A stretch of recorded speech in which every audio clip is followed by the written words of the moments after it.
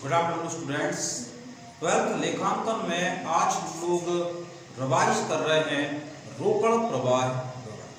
तो रोकड़ प्रवाह विवरण के बारे में आपको बता दें कि जो भी संस्थाएं होती हैं, चाहे वो व्यापारिक हों, गैर व्यापारिक हों, कंपनियां हों, तो इनमें रोकड़ आती भी है और रोकड़ जाती भी है।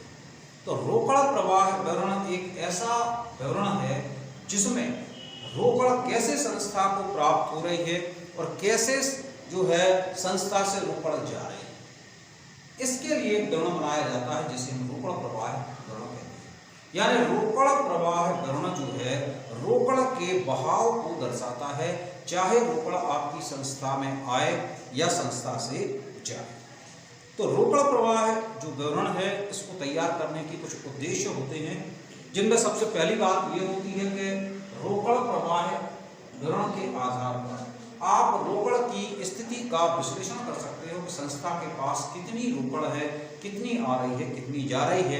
यानी रोकड़ के बारे में जो जानकारी है वह हमें रोकड़ प्रवाह विवरण से प्राप्त होती है। रोकड़ नियोजन, तो जो अलाभकारी संस्थाएं हैं, रोकड़ प्रवाह जो विवरण यानी जो कंपनियां वगैरह हैं, यदि ये रोकड़ के संबंध में भविष्य के लिए कोई प्लानिंग बना रही है, कोई योजना बना रही है, तो वह योजना वह रोकड़ प्रवाह विवरण के आधार पर ही प्लानिंग बनाती है। नीति का निर्धारण, यदि कोई भविष्य में नीति निर्धारित करना है, कोई आर्थिक प्लानिंग है, तो यह जो सब कुछ नीति निर्धारण है यह रोकड़ प्रवाह विवरण के विश्लेषण के आधार पर ही किया जाएगा।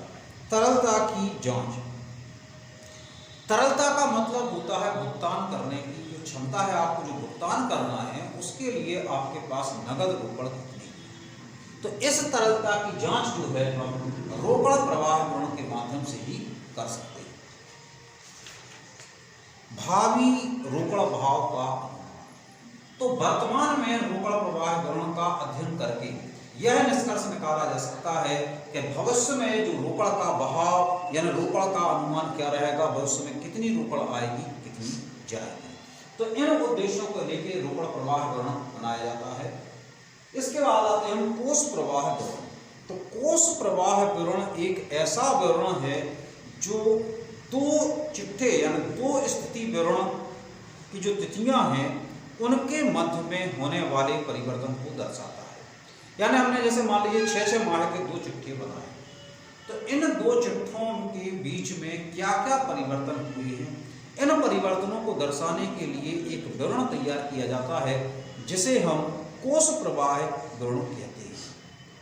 कोष प्रवाह विवरण यह दर्शाता है कि आपने किन कोषों से धन प्राप्त किया है और किन कोषों में आपने फंड या किन कोषों पर आपने जो है व्यय किया है। कोष या फंड का जो अभिप्राय है वह कार्यशील पूंजी से लगाया जाता है। और कार्यशील पूंजी के बारे में जैसा कि हम लोग जानते हैं कि चालू संपत्ति और चालू दायित्व के बीच का जो अंतर है वह कार्यशील पूंजी कहलाती है। तो यानी आपकी चालू संपत्तियां और चालू दायित्व दोनों ही व्यवसाय की दिन प्रतिदिन की आवश्यकताओं से संबंधित होते हैं।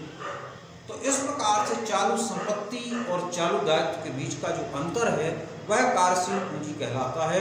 और इस कोष प्रवाह विवरण में इस कार्यशील पूंजी की भूमिका महत्वपूर्ण होती है। एक महत्वपूर्ण क्वेश्चन के रूप में अंतर है रोकड़ प्रवाह विवरण और कोष प्रवाह विवरण में अंतर। तो इन दोनों में कुछ अंतर होते हैं। सबसे पहला पॉइंट आ जाता है अवधारणा। तो जो रोकड़ प्रवाह विवरण है यह एक संकीर्ण या संकुचित अवधारणा पर आधारित है, जबकि कोष प्रवाह विवरण जो है यह एक व्यापक अवधारणा पर आधारित है। सेकंड पॉइंट आ जाता है परिवर्तन का आधार। रोकड़ प्रवाह विवरण जो है परिवर्तन वह रोकड़ की स्थिति को बदलना दिखाता है। यानी रोकड़ प्रवाह में जो परिवर्तन है वह यह बतलाता है कि रोकड़ की स्थिति में क्या परिवर्तन हो रहा है। और कोष प्रवाह जो विवरण है वह कार्यशील पूंजी में परिवर्तन को स्पष्ट करता है। लेखांकन प्रमाण, रोकड़ प्रवाह जो विवरण है वह लेखांकन प्रमाण 3 पर आधारित होता है, जबकि कोष प्रवाह विवरण के लिए किसी भी प्रकार का प्रमाण नहीं है।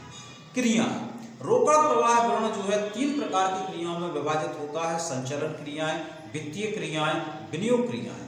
लेकिन कोष प्रवाह विवरण के लिए किसी भी प्रकार की जो क्रियाएं हैं वह निर्धारित नहीं की गई है। लेखांकन पद्धति, रोकड़ प्रवाह विवरण लेखांकन की रोकड़ पद्धति पर आधारित है, यानी नगद लेन देन पर आधारित है, जबकि कोष प्रवाह विवरण लेखांकन की उपार्जन विधि पर आधारित है, यानी जिसमें नगद और उधार दोनों प्रकार के सौदे आते हैं। विश्लेषण अवधि, रोकड़ प्रवाह विवरण अल्पकालीन वित्तीय विश्लेषण के लिए उपयोगी है, यानी कम समय के लिए उपयोगी है, जबकि कोष प्रवाह विवरण दीर्घकालीन वित्तीय विश्लेषण के लिए, यानी लंबे समय के विश्लेषण के लिए उपयोगी है।